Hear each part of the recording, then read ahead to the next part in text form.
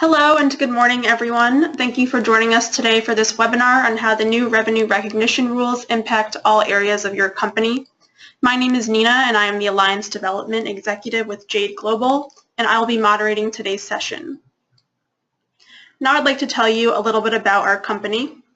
Jade Global is an Oracle Platinum Cloud Standard partner.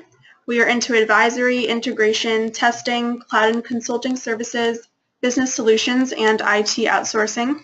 We are headquartered in San Jose, California, with offices in Philadelphia, San Diego, Atlanta, Reading, UK, Pune, Noida, and Hyderabad, India. For more information, you can visit our website, jadeglobal.com. On this webinar, we have Mohan Iyer, Director of our Finance Practice, and Jerry Lovett, the Associate Director of our Revenue Recognition Practice. Both are speaking today. Next. Jerry is our subject matter expert in revenue recognition. He's held the roles of VP of Finance, CFO, and is a CPA with experience working in Big Four and technology companies, including Cisco.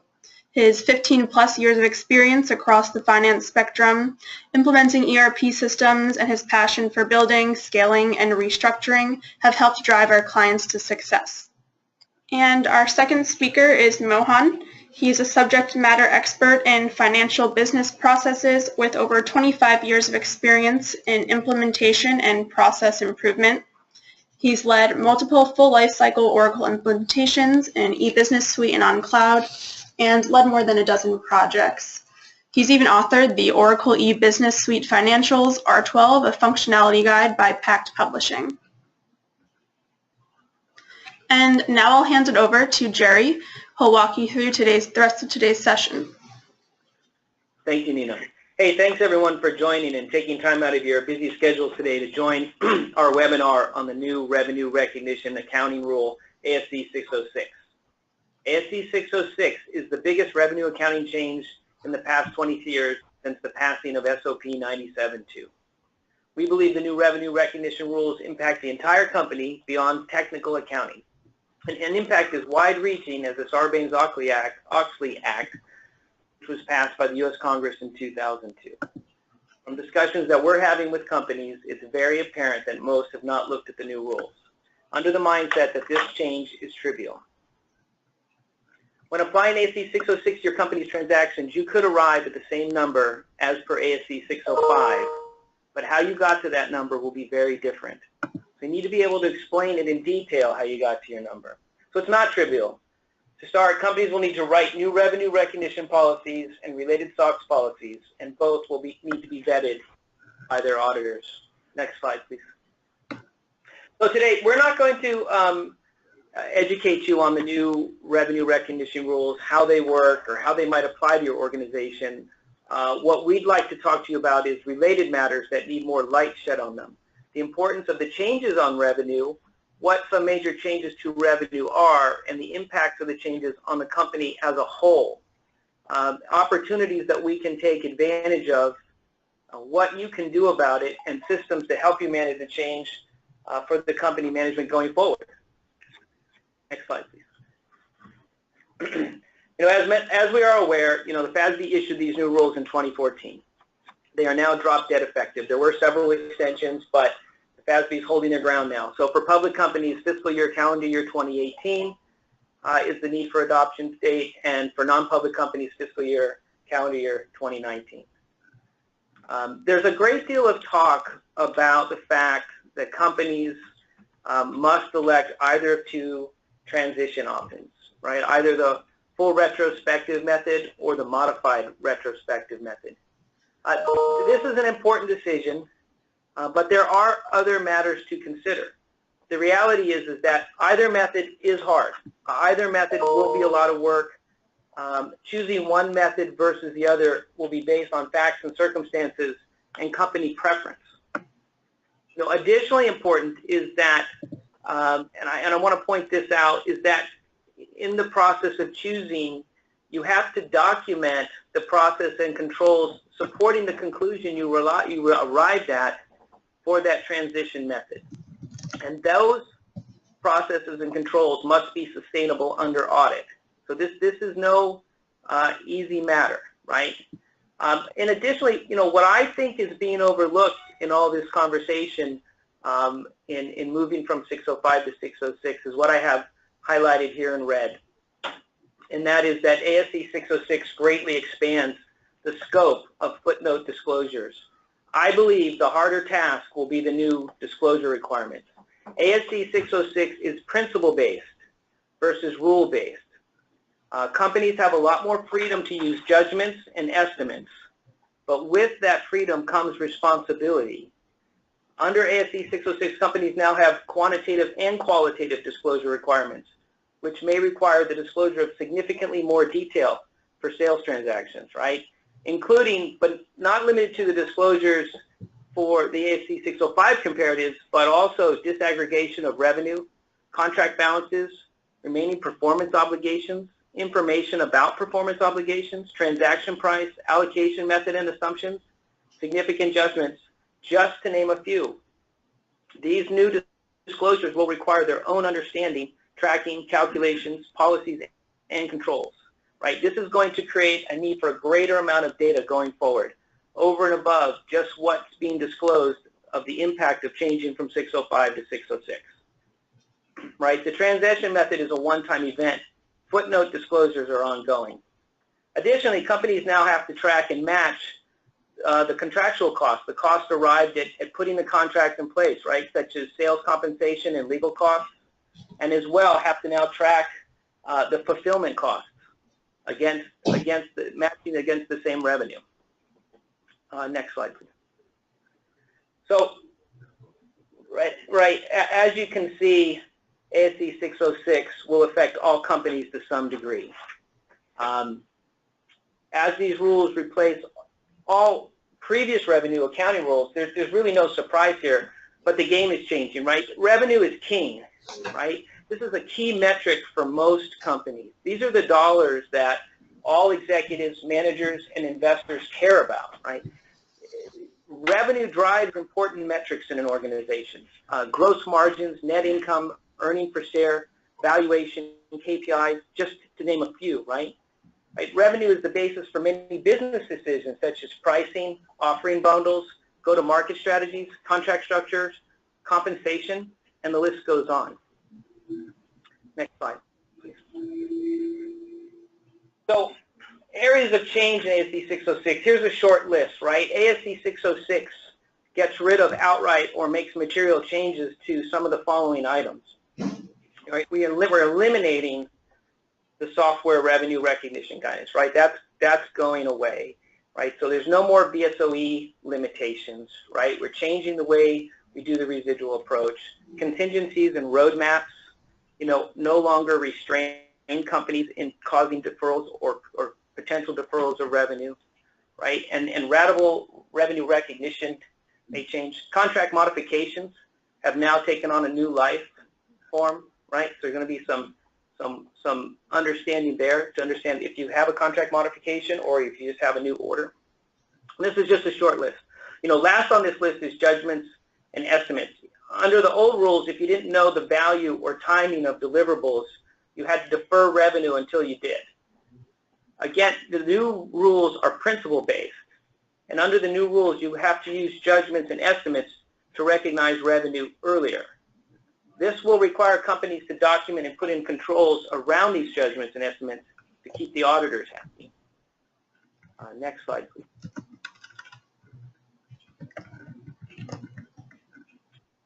So this is beyond an accounting change, right? These pervasive changes will be across the company. When we look at key financial metrics, other KPIs such as year-over-year revenue growth, cost of goods sold, gross margins, earnings per share, these things may change, right? This will change valuations and business decisions, right? It's not uncommon. I always find this very funny, but people will say, my company has a value of 10x revenue or 12x revenue, and we just changed how we're recognizing revenue, when we're recognizing revenue.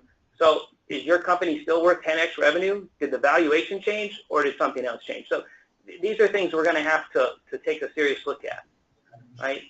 Management and sales compensation. Revenue-based compensation is going to be impacted, right? Employees with pay based on revenue are going to have a very keen interest to understand how their pay just got affected, right? Debt covenants, a lot of debt covenants are timed, are aligned to the timing and amount and pattern of revenue, and we just changed that, or could have changed that, right, depending.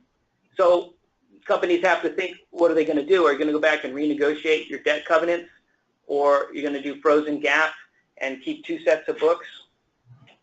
Tax payments, you know, we just changed revenue. This could affect when and how revenue is recognized for tax purposes, right? Investor relations, you know, we're going to have to find ways to best communicate these altered revenue numbers to the street, right? With likely expanded disclosures, investors will be looking for more information.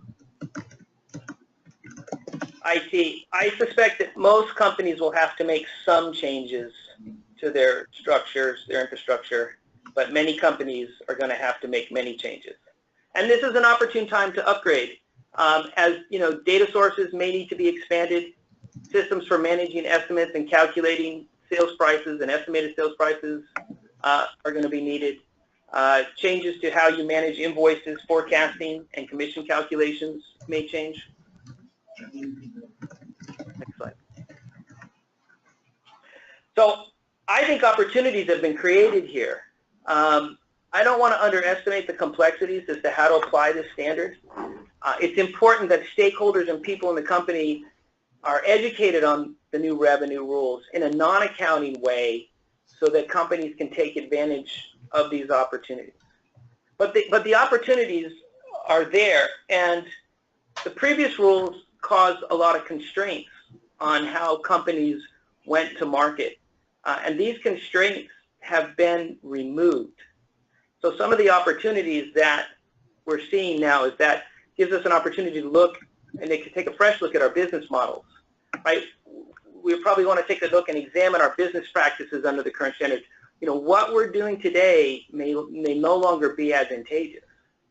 Contract terms, we can rethink how we negotiate with our customers and our pricing strategies. Go-to-market strategies. We can now share product roadmaps. We can design in more flexibility. We can consider how to maybe want to change the way we bundle or unbundle products and services. Maybe we want to move away from selling software to selling services, or vice versa, depending on what's advantageous for the company. In executive and sales compensation, I mean, how should these be aligned under the new rules? You may want to look at revenue timing changes under the new rules and align how you incent folks at your company, depending on the behaviors you want to have them exhibit. Tax matters. Should we change tax structures and entities? What tax adoptions need to be made under these new rules? And, you know, because we're changing the way we do revenue, this may affect our transfer pricing arrangements. Next slide, please.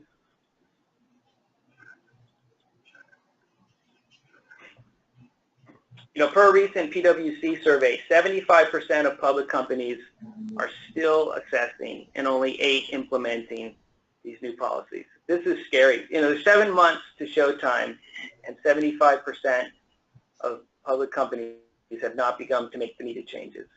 And then again, 47% of non-public companies, private companies, have made no movement, and 45% are still assessing. That's 92%.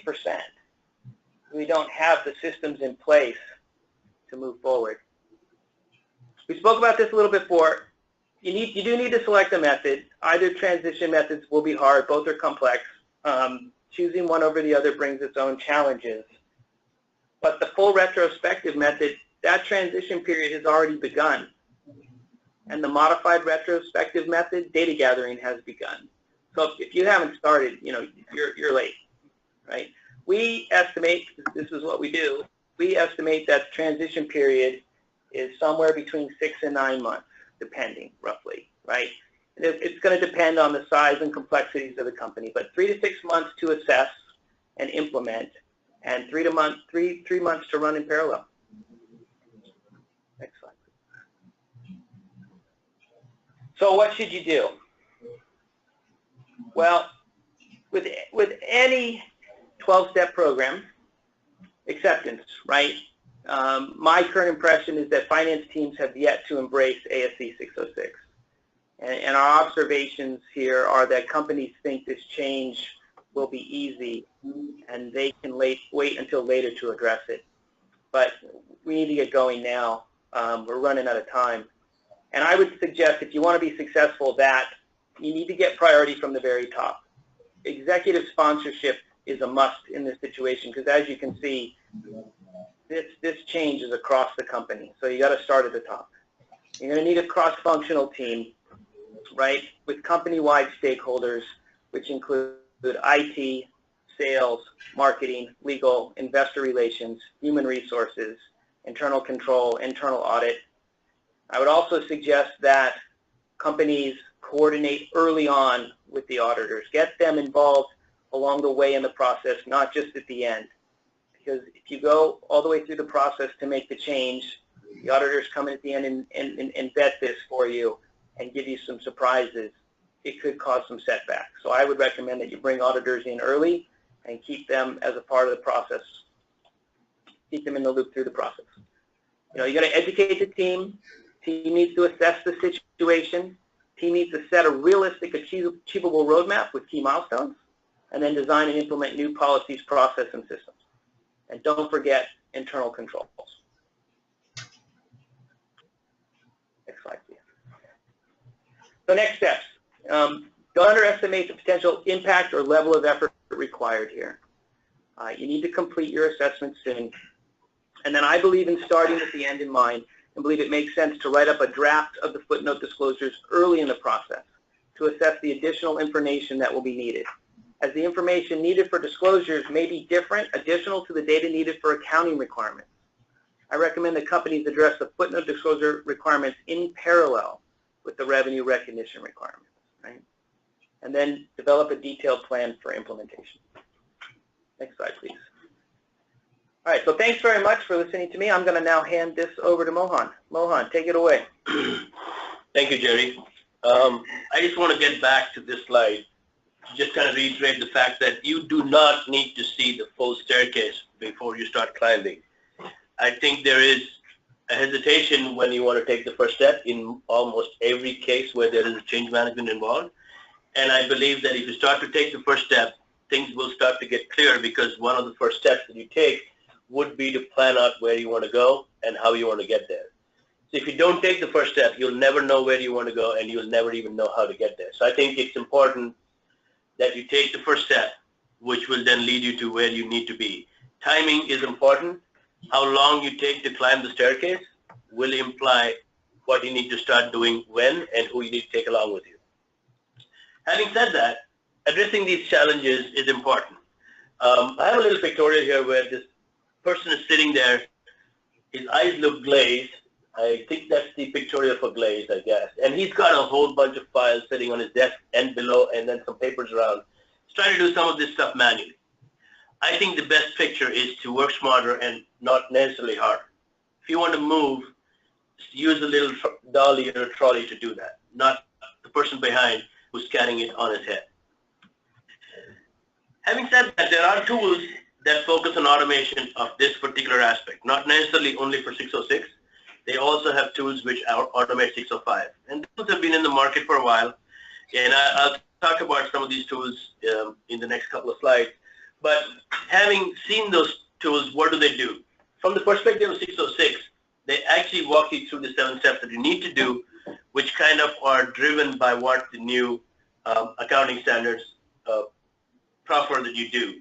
Build a revenue contract, find out your performance obligations, transaction pricing, allocation, managing release events, and then doing the accounting for that. Most of the tools that you get in the market address all of these situations. They are not transaction generating tools. They are tools that consume and absorb transactions from your operational systems, apply the rules as you define them, and give you an output which is an accounting impact, which then comes back into your operational system, whether it be an ERP, whether it be just a GL system, to give you the accounting impact on that. And you can use these tools for disclosure reporting because all of your revenue-related data and your revenue rules and the releases of that revenue or withholding is all managed within this tool. So it is important for you to understand that you will probably change from what you're doing today for your revenue reporting to a tool if you choose to go down that route. Some of the tools available in the market, we have Revpro, which is from Leo. We have Oracle Cloud, Revenue Management Cloud Service. We have RevStream. We have RevSim. And we have Advanced Revenue Management from NetSuite. And not to forget the last one, which is Excel. Because a lot of people still continue to do their work in Excel. They could dump out of their system and manage all of that in Excel and then upload a journal entry transaction into their GL so they know what should be deferred, what should be recognized at which point of time. I think with the advent of 606, because it's a lot more subjective and there are some decisions that can be made based on the interpretation of the rules, the disclosure reporting become more onerous on the user side, like Jerry said in his previous slides, that Excel will probably not be able to scale to the extent where you will get that information. That's one of the things that you need to think about is what would be the best way in which this would work.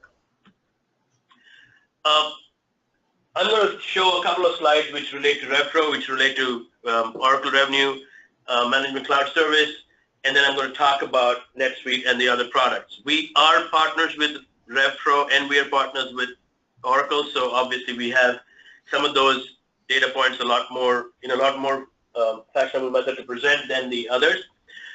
Here's the transaction lifecycle in general from Revpro. You actually get data from your existing ERP or existing operational system, plug that into the tool, which allows you to build rules for the gap guidance.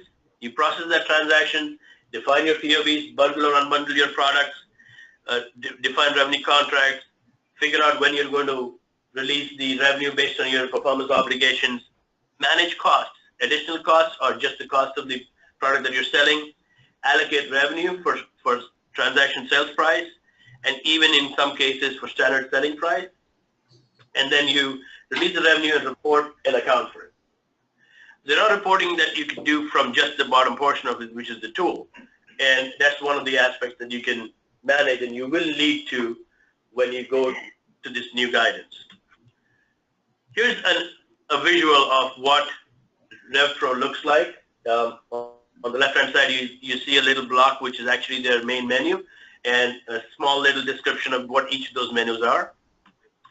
Here is a generic revenue workbench, which picks up one revenue contract and shows you the breakout of how that contract is going to be recognized. You see the waterfall there. You see what's been the cost, etc., in the bottom portion, and then you see a little dial which tells you what's the revenue till date.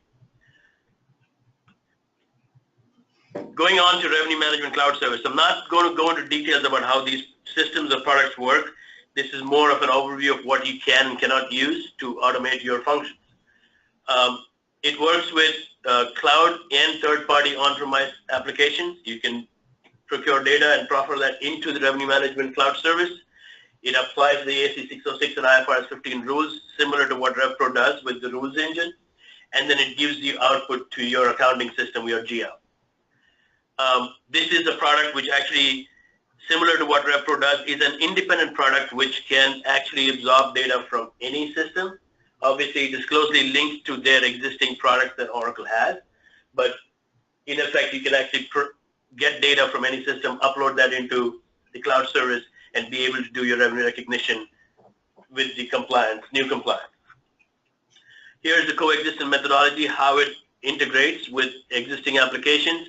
The Universal Content Manager picks up the files and builds it. You load it into the system.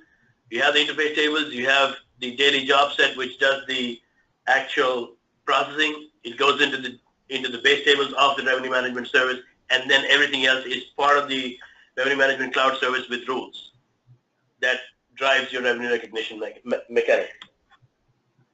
Functionality, the configurations that happen within Revenue Management Cloud Service, these actually walk through exactly similar in fashion to what any of the tools out there in the market would do. Builds your contract, identifies your performance obligation, lets you build your transaction sales price, lets you allocate pricing across revenue lines, and then releases and accounts for your revenue. That's one of the sample screen of what it looks like on Oracle Cloud Services. And any of these tools that are available in the market, whether it be Revpro, RevSim, RevStream, Oracle, or NetSuite, allow you to do the same generic functionality. Consume data from an external system, if it's not connected to the absolute system that you're using, and then allow you to generate releases of revenue and accounting entries that support those releases across the board. Most of the cases, these tools will probably become your revenue subledger, as opposed to what you have today, which is your AR subledger in most cases is also your revenue subledger. And there are challenges in managing that. And that's one of the reasons why it may be beneficial to look at some of these tools so that you can now have enough information to support and manage your disclosure reporting. And then you have good old Excel. And I think most people are comfortable with that. You can actually have all the data built in. You can have graphs which you build out of that. The only problem here is that it's not, a couple of things, it's not secure, it's not scalable. Once your transaction load gets heavier, there is, believe me, even in Office 365 and Excel 2016, as the case may be, there is a limit on the number of lines you can actually have in that. And if you have large contracts, if you have large transactions, if you have contracts which go over 5 years, and if you have contracts which are phenomenally, for longer duration, and you have multiple contracts that you deal with customers, and your load of volume for transactions is high, you will quickly reach that limit. And after that, you really can't have any more lines in Excel, which means your tool for revenue management or revenue recognition has now just stopped working. Okay, a summary, and I'll hand it over to Jerry back again to kind of summarize what we talked about. Thanks, Mohan. So, critical considerations towards ASC 606, right? Are you currently working with spreadsheets? What option is the best for you to comply with the new guidance, and have you analyze your business process, right? So we got to sit down and actually pick up the ASC 606 and then just see how it applies to our organization, right? And then we need to review the ERP system and footprint, right, as it applies to 606. Analyze the current transactional sources and process. Make sure that we're clear on the data sources to support the compliance with the new guidance, both on the accounting side, both on the disclosure side, right? We make sure we have the right sources of data and the data to feed those so we can produce the reports we need. And it has to be auditable, right? And it has to be documented, right? We can't just calculate in Excel and say we're done. It's not that easy, right? And then we have to have trusted tools and methodologies, right? Automate the revenue recognition to data collection activity and process revenue recognition tasks with rule-based engine, right? Next slide. So at Jade Global, we're ready to help you today. We can help you take charge, right? Jade Global is an Oracle Platinum Cloud Standard partner. We're 13 years in business. We have 200 plus customers with 800 plus technical projects. And we're over 600 employees worldwide. And the services we provide are advisory, implementation, and upgrade services, managed services, mobile and custom development, integration, and analytics and business intelligence. Thank you everyone for attending the webinar. If you have any questions or want to know more about Jade Global Solutions and Services, you can send us an email at marketing@jadeglobal.com and we'll help you out with any questions you have.